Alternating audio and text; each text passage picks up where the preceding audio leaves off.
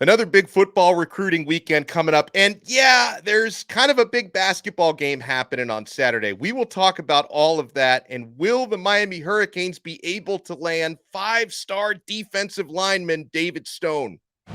You are Locked On Canes, your daily podcast on the Miami Hurricanes. Part of the Locked On Podcast Network, your team every day.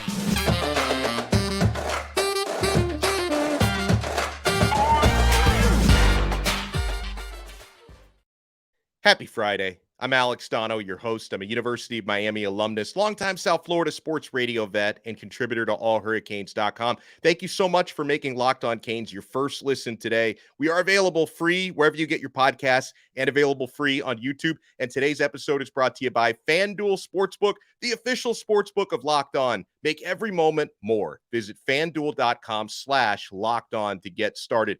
I'm always excited when our boy Blu, Larry Blustein, joins us. And Blu, I know you're going to be checking out the University of Miami football this weekend. You'll be watching the Final Four on Saturdays. This is a huge Saturday coming up for all of us, sir.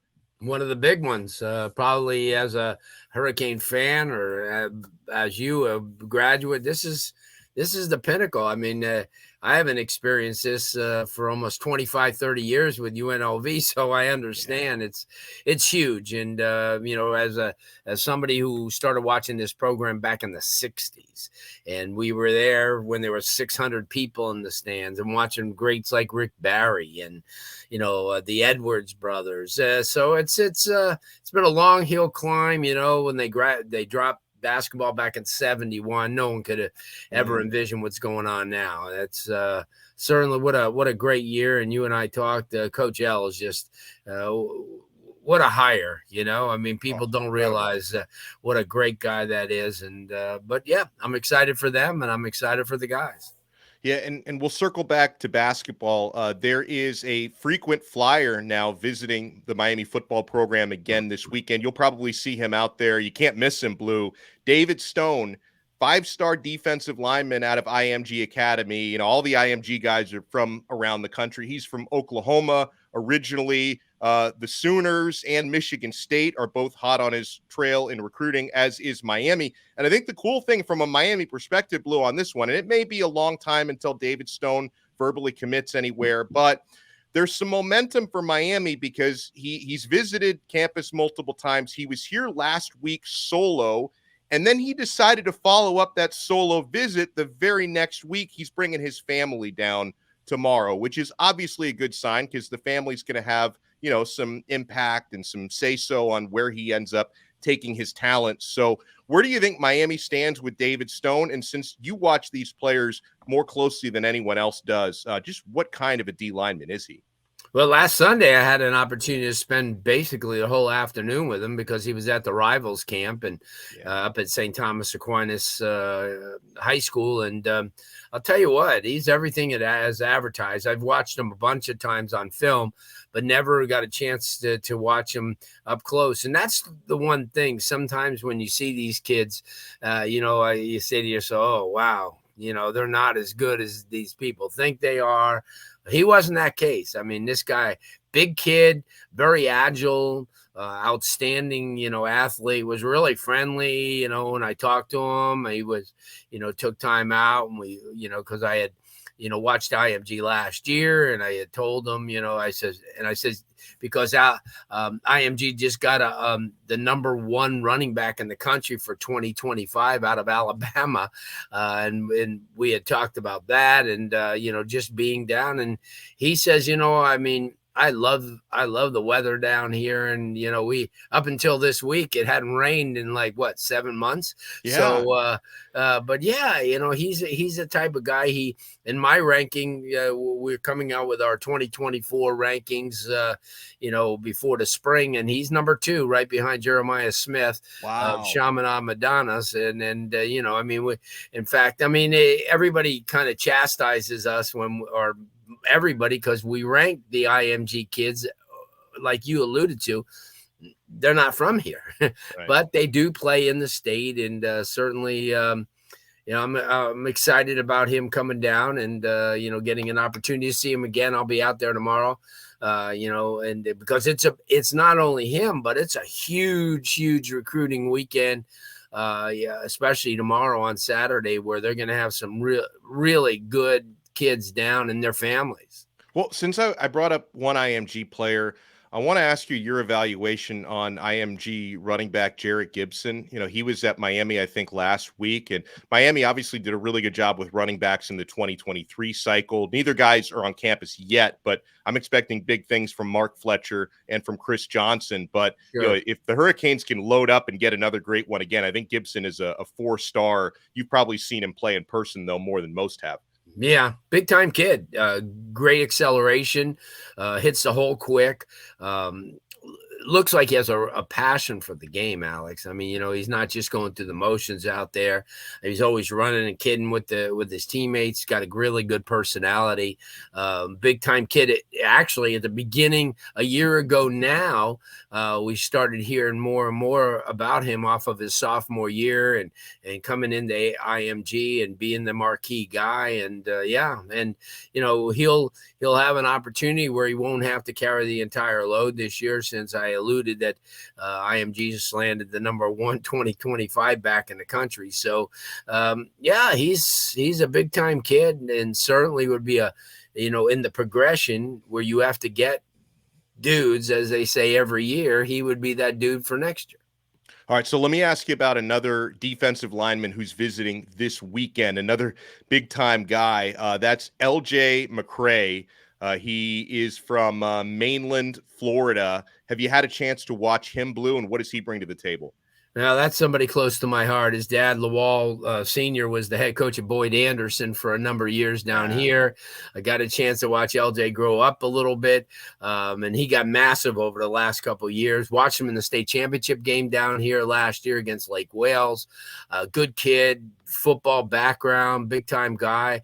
And, like I said, his dad, who was coached at Bethune-Cookman for a number of years, and that's why they landed in Daytona. Obviously, he would be a great get. Was a tight end last year as well as a defensive lineman. Grew up a lot bigger now, a little bit too big to play tight end, but he's agile. And that's the type of kid you land. Those are the type of kids that we talked about in the past, Leonard Taylor types and guys like that you win with, and you win big with those type of guys. We are joined here by the man, the myth, the legend, Larry Blustein from 560 WQAM, who's nice enough to join us, high school football, high school sports guru. I want to talk about, when we come back, Miami's coaching staff, which is now complete. We weren't necessarily expecting the tight end coach shuffle that we had earlier this week. I had a chance to meet Cody Woodiel, who seems like a really good guy, and I'm happy Coach Field is still going to be on the staff in a different role, which I think is awesome. I think everyone can benefit from this. So we've got a lot to get to with Blue. Keep it locked right here to Locked On Canes. Guys, I know you're keeping it locked to FanDuel because we got to get our action on our Hurricanes hoops team this weekend. The tournament heating up. We're into the Final Four now. There is no better place to get in on the action than FanDuel, America's #1 sports book, because right now, FanDuel is giving new customers a no-sweat first bet up to $1,000. That's up to $1,000 back in bonus bets if your first bet doesn't win. So you have nothing to lose with that first bet. Just go to FanDuel.com/lockedon and sign up today to claim your no-sweat first bet. Then you can wager on everything from the money line to point spreads to which team will be cutting down the net. I hope it's our Canes. Miami, by the way, I'm all over this. They're 5.5 point underdogs, I should say, against UConn. And you can get all of this on an app that's safe, secure, and super easy to use. So don't miss your chance at a no-sweat first bet up to $1,000 when you join FanDuel today. Just go to FanDuel.com/lockedon to sign up. Make every moment more with FanDuel. Back here on Locked On Canes, your team every day. Alex Donno alongside Larry Blustein from AM 560 Sports WQAM. Blue has a show coming up in a few minutes here, so we'll ask him about that before we're done as well. But, Blue, we had a chance to, the other day on campus, talk to coaches. One of them, a familiar face, Alex Mirabal, who, of course, was here last year. But I got a chance to meet Cody Woodiel. I got a chance to reacquaint myself with Kevin Beard, who, of course, I have met before, and Tim Harris Jr., who I had, met back when he was a student. We were students together at Miami when he ran track. I hadn't seen Coach Harris and forever, the new running backs coach at Miami. So Blue, last year, obviously it was disappointing to see a staff with so many big names and accomplished guys, and just nothing really worked out in a 5-7 season. You're loading up the staff this time around with a lot of younger, hungrier, up and coming type coaches. When you think about the coordinators as well, and Shannon Dawson and Lance Guidry, what's it going to take for this staff to build chemistry? Because I don't feel like last year's staff had chemistry at any point. Well, I think the fact is that everybody is so immersed in what they're doing. I think chemistry will come naturally. I think that everybody they've hired right now is into what they were hired for. And I think they're really hard workers. They're going to teach. And that's the one thing. And I think we talked about this when Coach Cristobal came aboard, when I talked to him first and he asked me, what do you think is missing? And I said, well, you just don't, you look at some of the kids that you've gotten and they're just not developing. And he said to me, that's not going to be a problem with us because we're going to teach. And that's one thing that I say, that you have an opportunity now to get a coaching staff together that knows their assignment, knows what they have to do. And I think individually, as they're doing their own thing, it will come together and it'll be kind of a team chemistry. But I think the priority now is to maximize the knowledge that everybody has, and the addition of a guy like Woodall, who served in the past as a senior quality control guy and knows Mario real well from being out in Oregon with him. But you got to give props to, what coaches, did Coach Fields has done. I mean, worked with Brevin Jordan and Will Mallory and, this huge coach, this recruiting class with Riley Skinner and all these guys that came in. So I give props to what he does. And like you said, I'm certainly glad that he's still, on the squad and being a part of it. But that's to put it in a nutshell. I think that the thing you got to understand is that the chemistry will come with this group, because right now, especially during spring, the objective is to be everybody be on the same page. And I loved talking with Coach Mirabal about the chemistry of the offensive line, right? Because, earlier in the week, we got a chance to speak to Javion Cohen, who, he's been on one of the better O-lines in the country because he was at Bama the last 3 years. And somebody, I think it was Adam Lichtenstein from the Sun Sentinel, asked him, how much different, is Miami's O-line talent compared to what you were in Bama? And he said, honestly, not far off, but he said, we're building the chemistry. The chemistry is a work in progress because the O-line specifically needs to play as a unit. And then Mirabal, who we're talking to yesterday, was just raving about Francis Malingoa. They call him CC. So if anyone ever hears us refer to CC in the future, we're talking about Francis Malingoa. And Mirabal's talking about how he's got this sixth sense where he can just see things on the field that normally only veterans see, and he'll be able to identify things both on the field and in the film room afterwards. And then the cool thing that Mirabal said, and he did clarify it, but he said that's the type of sixth sense that Penei Sewell had at Oregon. And he did say, I'm not comparing the players, but when it comes to that sense and that instinct, that's something that CC has that, one of the great O-linemen in recent college football history had. So, Blue, I'm sure you're not surprised to hear that Francis CC Malingoa is doing so well already in spring ball. No, and everybody talks about him. Even Cohen talked about him. And when somebody asked what type of players that Miami has on that offensive line, he was just blown away by how advanced they are at such a young age. And when you get a guy who's a senior and a guy who's been around, like you said, high level football, like Cohen has, and for him to recognize it and for him to express that, because, you didn't have to say anything. I mean, but he did, and he just wanted to put it out there that, whoever brought these guys on knew what they're doing. And he's going to be like another coach, a coach on the field. And he said that he's finding himself doing a lot of that now, talking to the guys off on the side and say, listen, I'll make things a lot easier for you. And that's what he's doing. He's like the big brother. And, You need that. I mean, Miami hasn't had that. When you're starting a lot of freshmen, as Miami did in the past couple of years, instead of having those freshmen kind of learn under some of the juniors and seniors, it makes a big deal to have somebody in the room. And, isn't it ironic that the offensive line has gone from perhaps the worst into one of the focal points, as the spring, progresses. And isn't that a good thing? I mean, now your worry is perhaps depth at linebacker. Your worry is perhaps getting that leading guy at receiver, which they still don't have. I mean, you got guys like, Xavier Restrepo and people like that, but you don't still have that, the Rambo type of guy. And that's what they need. They need that guy to take the top off. And I'm sure they're working on it during the spring. I'm sure, a lot of people are disappointed in a couple guys that they thought would step up, but haven't. Let's talk about one of Miami's top targets in recruiting in the class of 2024, especially since this young man is going to be announcing a verbal commit just 8 days from now, Blue. April 8th is when Prentice Air Noland, quarterback, Langston Hughes High in Georgia, excellent program, excellent player, dual threat, quick release, big. He's got the size, he's got the talent. He seems to be a total package type of guy for me at quarterback.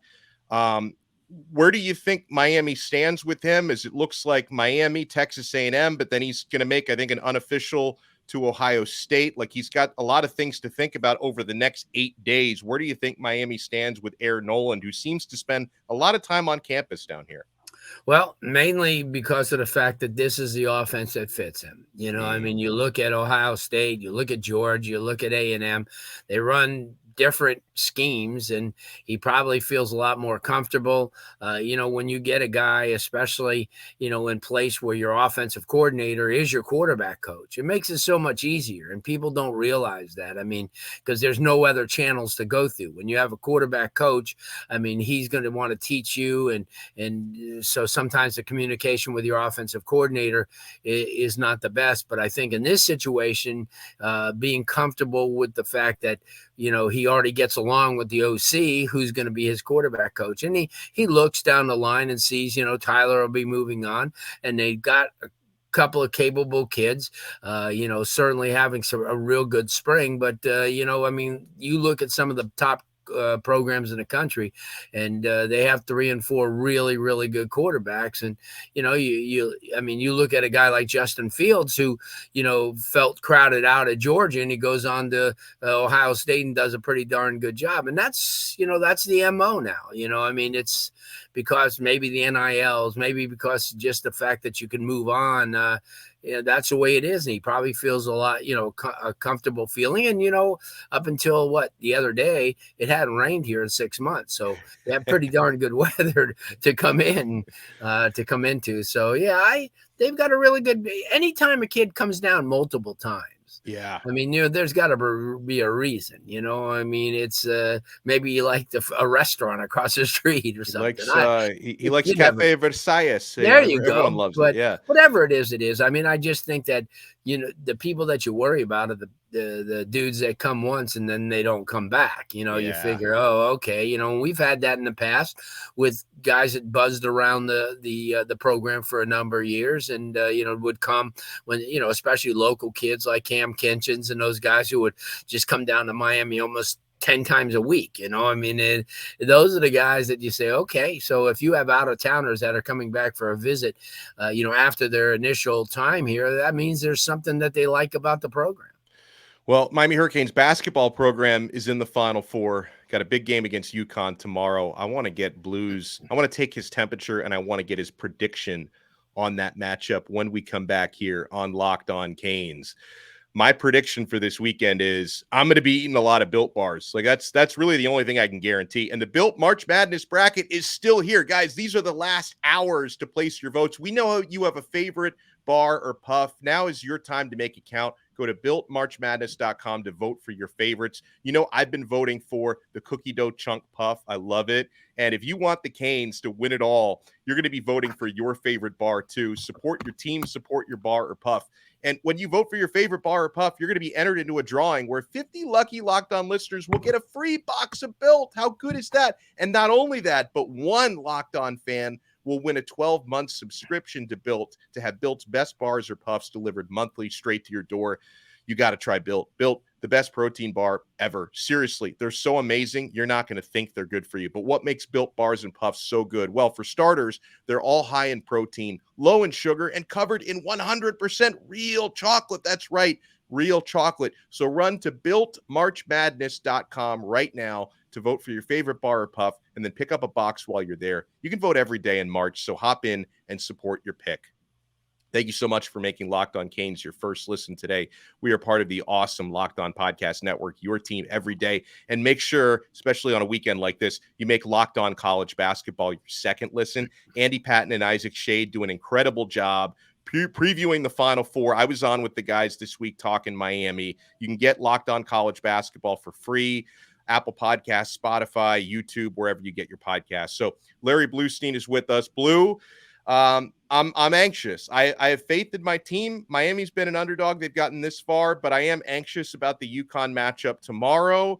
I saw, Jordan Crawford has got some flu-like symptoms. I'm sure he's going to play, right? Because it's not COVID. He's going to play. I just hope he doesn't have the Michael Jordan flu game tomorrow. And Adama Sanogo is obviously a guy that I fear, and his matchup against Norchad Omier is going to be really interesting and a lot of fun to watch. How you feeling heading into the Final Four?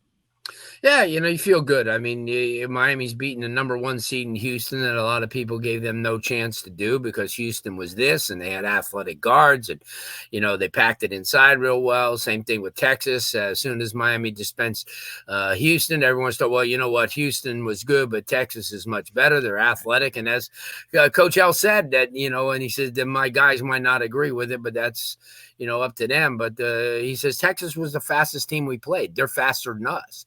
And so he's matched up really well. They fell behind Drake. They fell behind against Texas, and they came back.